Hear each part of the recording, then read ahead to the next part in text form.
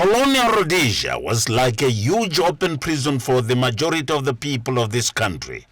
The national hero, Comrade Kenneth Manyonda, was born and bred in Buhera, a place the President, Comrade Emmerson Mnangagwa, described as the internal Siberia for the African people during the Land Apportionment Act of the 1930s.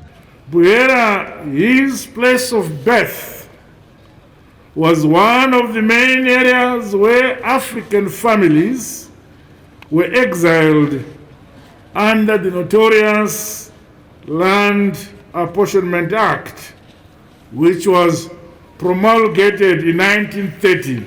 Terminating his education in then colonial Rhodesia, Comrade Manyonda knew the racial segregation in the country and plunged into trade unionism, then politics, from the late 1950s up to independence in 1980.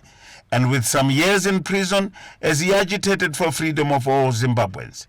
In post-independent Zimbabwe, the principal cadre with impeccable integrity was elected Member of Parliament for Buhera constituency as a ZANU-PF member. He did things ahead of his time, said the President, Comrade Mnangagwa. Our late national hero, Comrade Kenneth Manyonda, promoted grassroots politics that goes beyond mere sloganeering. His tenure as Member of Parliament for the then Buhera North, now Buhera West, provided lessons in community involvement and participatory governance.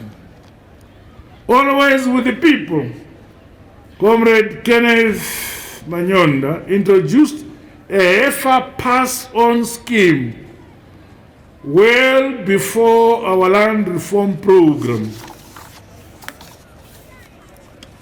He understood the importance of an empowered people and undertook programs to uplift his fellow countrymen from poverty. This is a trait that all of us across the socio-economic and political strata must emulate. The President said, "It is now time to change our ways of looking at life. The battle now is on ideas, the contestation of ideas, new ideas against old habits." The late national hero, Comrade Kenneth Manyonda, started a brick-laying project in Mutare. Not many understood or appreciated his vision. Yet he had seen far, well beyond his immediate times. Today, our country is experiencing rapid modernization with modern structures sprouting at almost all growth points, towns and cities. I thus call upon rural district councils across the country to raise their bar by providing supporting infrastructure for these settlements to uplift the lives of our people in rural areas.